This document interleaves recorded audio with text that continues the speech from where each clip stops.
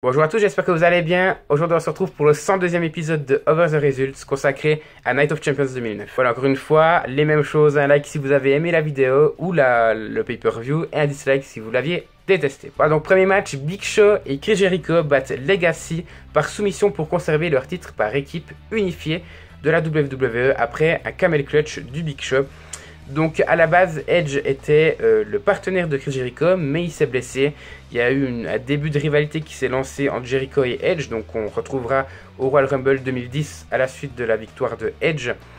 Et bon, donc forcément, Jericho a dû trouver un remplaçant et il a choisi le Big Show qui était censé participer au troisième match de la soirée, mais qui sera remplacé par Primo, mais on en reviendra plus tard. J'ai marqué, il y a une chose qui me dérange, c'est que les champions se comportent comme des faces, là où la Legacy continue de se comporter comme des heels, et même le public va supporter Big Show et Jericho. Donc c'est très bizarre, mais pourquoi pas. Sinon, j'ai marqué le in-ring reste très classique. Le plus gros moment étant passé, c'est-à-dire de savoir qui était le partenaire mystère de Jericho, je trouve que ça s'est un petit peu essoufflé, et même si le match a duré 9 minutes, ce qui n'est pas forcément ouf, j'ai trouvé que c'était presque long en fait, parce que ça s'est essoufflé très très vite, et c'est devenu trop classique. Donc pour moi, c'est moyen, on va dire, catchesquement parlant, donc c'est pour ça que j'ai mis pile la moyenne, un 6 sur 10.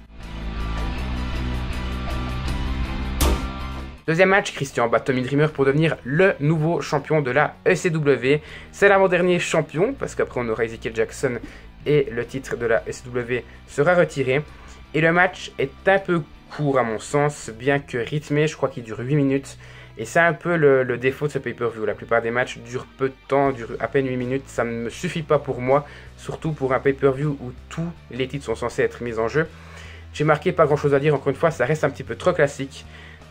Pour moi, c'est un petit peu meilleur que dans le premier match, dans le sens où c'est bien rythmé, comme j'ai dit. Et il n'y a pas vraiment une période où ça s'essouffle comme on a pu le ressentir dans le premier match. C'est pour ça que j'ai mis 0,5 de plus, donc un 6,5 sur 10. Troisième match, Kofi Kingston bat Primo, donc qui remplaçait le Big Show, Carlito, MVP, Jack Swagger et le Miz pour conserver son titre des États-Unis dans un six-pack challenge match ultra rythmé, vraiment.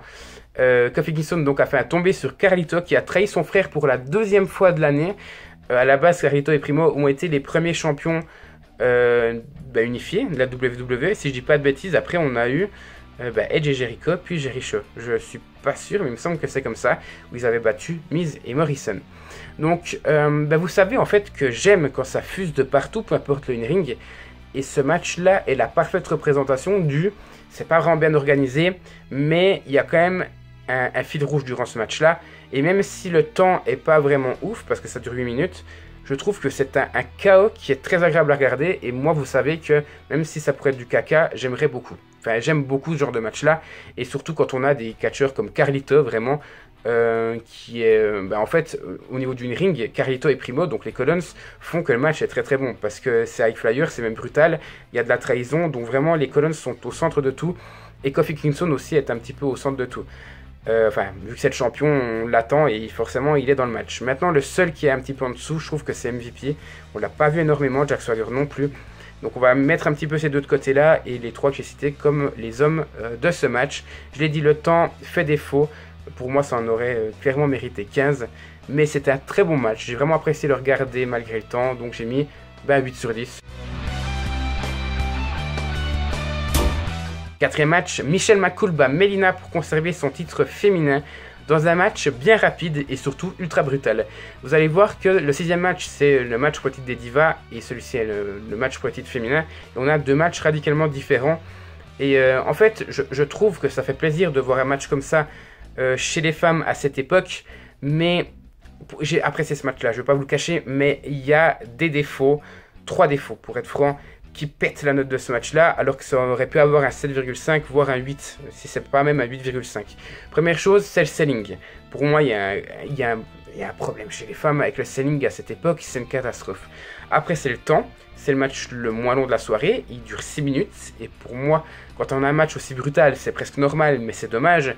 Et on a le finish par petit paquet, donc comment ruiner un bon match qui a des défauts qui le pénalisent déjà grandement, par de la merde. Pourquoi un petit paquet? Donc je trouve ça dommage, j'ai mis la note de 6 sur 10, mais je le fais vraiment contre cœur. Pour moi, ça aurait mérité un 8 s'il n'y avait pas ces petits défauts. C'est dommage. 5e match, Randy Orton bat John Cena et Triple H dans un match triple menace pour conserver son titre de la WWE après l'intervention de la Legacy. Donc faut savoir, vous le voyez à la note, j'ai adoré ce match-là, vraiment. Surtout qu'on a Orton, et je pense que vous le voyez là sur l'image, qui avait tapé suite à une double soumission. Donc si je dis pas de bêtises, on a un sharpshooter de Triple H et on a un crossface de John Cena. Donc il va taper, sauf que l'arbitre il donne la victoire à qui? Il sait pas, donc soit on arrête le match, il n'y a pas de vainqueur, soit le match continue, et le match a continué. Et donc Randy Orton va battre John Cena après un RKO, justement sur John Cena, alors que John Cena était en train de s'occuper de Cody Rhodes. Il allait lui porter un attitude adjustment, mais Randy Orton arrive et lui fait un RKO, donc le RKO plus le poids de Cody Rhodes sur John Cena, fait que John Cena n'a pas pu se relever, et on avait à l'extérieur Ted DiBiase Jr. qui s'occupait de Triple H pour pas qu'il retourne sur le ring. Donc je trouve que ce match, mis à part le finish qui est très bon, est ultra bien foutu, je trouve. Surtout qu'on a un pay-per-view très moyen jusqu'à maintenant, donc ça fait très très plaisir. Donc j'ai marqué qu'il y avait de la brutalité, que le rythme était constant, malgré un Orton qui est normalement à l'accoutumée très très lent. Et puis on a un match comme ça, et ça dure 22 minutes, donc c'est 22 minutes de pur kiff.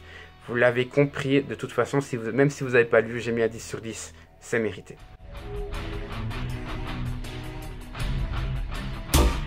Sixième match, Mickie James bat Maryse pour devenir la nouvelle championne des Divas.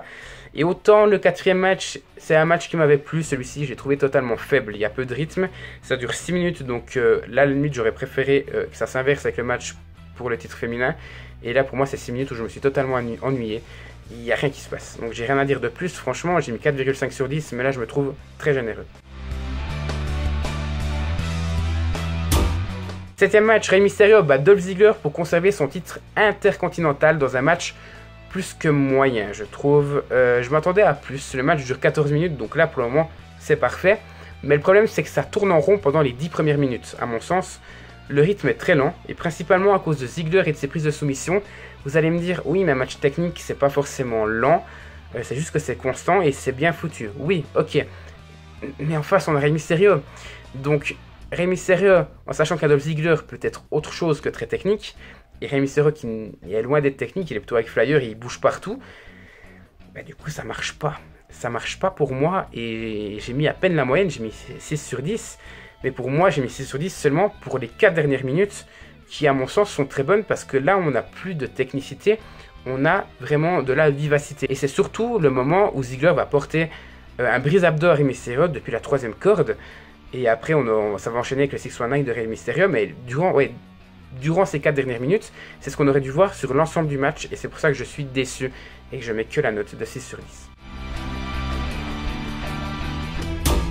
Et enfin, le main event, Jeff Hardy bat CM Punk pour devenir le nouveau champion poids lourd. Là, je fais un petit big up à Jean Rollet de la chaîne J'en fais trop ou J'en rage.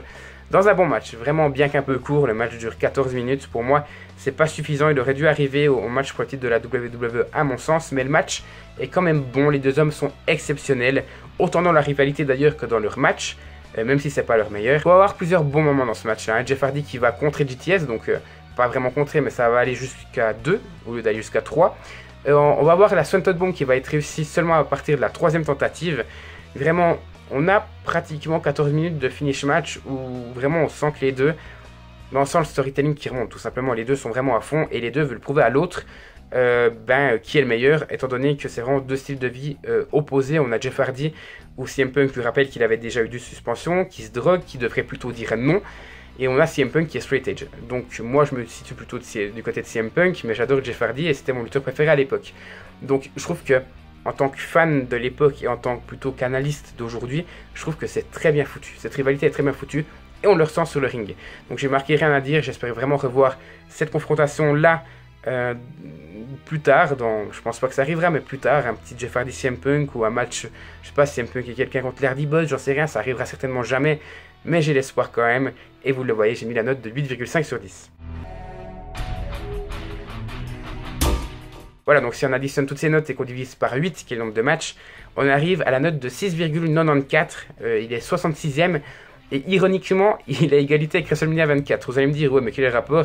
WrestleMania 24 et Night of Champions 2009, ils ont exactement le même match. Randy Orton qui bat John Cena et Triple H pour conserver son titre de la WWE. C'est con, mais voilà, des fois c'est les petites coïncidences de la vie. Par contre, 66e, bah, vous voyez que vraiment il y a 3 matchs qui se démarquent, le Six Pack Challenge, le match poids titre poids lourd et le match poids titre de la WWE, sinon le reste c'est un petit peu moyen. Et on a un match mauvais qui est le Mickie James contre Maryse, donc il aurait pu avoir clairement plus, mais il atteint tout juste pas les 7, et je trouve ça dommage. Voilà. N'hésitez pas à me dire ce que vous en avez pensé dans les commentaires, et je vous rappelle un petit like ou un dislike en fonction de si vous l'avez aimé ou non. À vous abonner à la chaîne si ce n'est pas encore fait, objectif 2000 abonnés. Et moi je vous remercie encore une fois d'avoir suivi cette vidéo, et je vous dis à tout bientôt pour la suite de la chaîne.